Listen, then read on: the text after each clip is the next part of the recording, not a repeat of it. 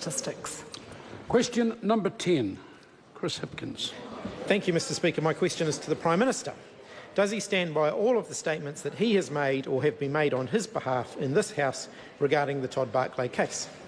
The Right Honourable Prime Minister.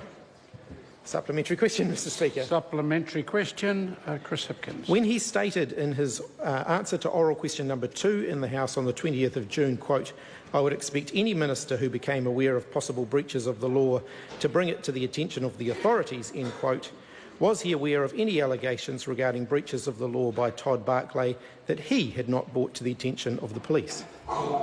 The Right Honourable Prime Minister. Mr Speaker, I've made extensive comment on those matters already. Supplementary question, Mr Speaker. Supplementary question, Chris Hipkins. Does he agree that it is slippery deceit and a disgrace for a Prime Minister not to tell the police everything they know about a matter under investigation and, quote, "to avoid and refuse to tell the truth is a lie," end quote? If so, given those are his words, has he told the police everything he knows about the Todd Barclay matter?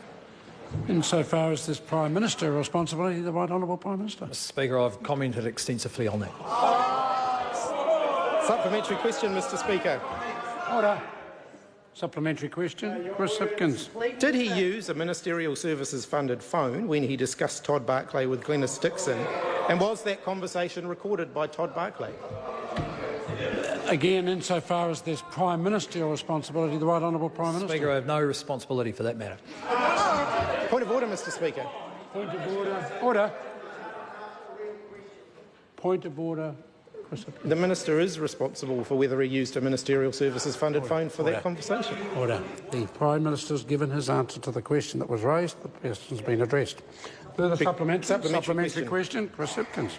Does he agree with the statement, quote, "This behaviour from someone in such high office is unacceptable. No wonder they're denying health cuts, pretending there's no crisis in education and acting like we have no law and order problem. It's not leadership to cover up and hope it all goes away," end quote. If so, given he was the one who made that statement, why won't he live up to his own words and fully and honestly answer questions about his role in the Todd Barclay saga? There are two supplementary questions there. The Prime Minister can address one or other. Mr Speaker, the matter has been covered extensively by a